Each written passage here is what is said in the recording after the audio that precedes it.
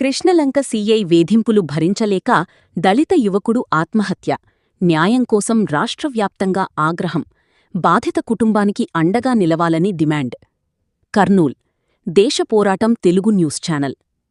Vijayawada Krishnalanka CI Nagaraju వేధింపులు తట్టుకోలేక selfie video పెట్టి ఆత్మహత్య చేసుకున్న దళిత యువకుడు పేరుపోగు క్రాంతికుమార్ కుటుంబానికి ప్రభుత్వం అండగా నిలబడాలని దళిత గిరిజన సంఘాల నాయకులు డిమాండ్ చేశారు. ఏపీ ఎంఆర్పీఎస్ రాష్ట్ర వర్కింగ్ ప్రెసిడెంట్ దాదిపోగు నవీన్ మాదిగ ఆధ్వర్యంలో కర్నూల్ కలెక్టరేట్ ఎదుట ఏర్పాటు చేసిన నిరసన కార్యక్రమానికి సంఘీభావంగా దళిత గిరిజన సంఘాల నాయకులు ఎరుకల రాజు, అడ్డాకుల నాగేశ్వరి, హనుమంతు, ధరూర్ నరేష్, మాదాపురం గిడ్డయ్య, జయన్న, బీసీ సంఘం నాయకులు శేషుపని హాజరై మాట్లాడుతూ కాపు యువకుడు గాదె సాయికృష్ణపై పోలీసులు క్రూరంగా దాడిచేసి లాకప్డెత్ చేసిన వ్యవహారంపై రాష్ట్రమంతా ఇంకా ఉలిక్కిపడుతూనే ఉంది.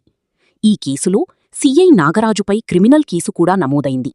సాయికృష్ణ ఉదంతం మరువకముంది దళిత, మాదిగ కులసంఘం అధ్యక్షుడిగా సుదీర్ఘకాలం ప్రజా సమస్యలపై పోరాడిన పేరుపోగు వెంకటేశ్వరరావు కుమారుడు క్రాంతికుమార్ అనే యువకుడిని ఇదే సీఐ నాగరాజు గత 3 నెలలుగా తీవ్రంగా వీధిస్తూ, హింసిస్తూ వచ్చాడు.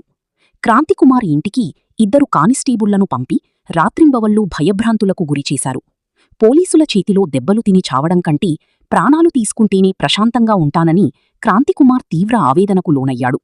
క్రాంతికుమార్ తాను చనిపోయే ముందు గులికలు మింగుతూ లైవ్ సెల్ఫీ వీడియో రికార్డ్ చేశాడు. తను మాదిగ కులంలో పుట్టినందుకే సీఐ నాగరాజు తనను ఇంతలా చిత్రహింసలు పెడుతున్నాడని ఆ వీడియోలో కన్నీరు మున్నీరయ్యాడు. క్రాంతికుమార్ తండ్రి పేరుపోగు వెంకటేశ్వరరావు సైతం కూటమి గెలుపు కోసం తీవ్రంగా శ్రమించారు. తన కుమారుడు చనిపోయి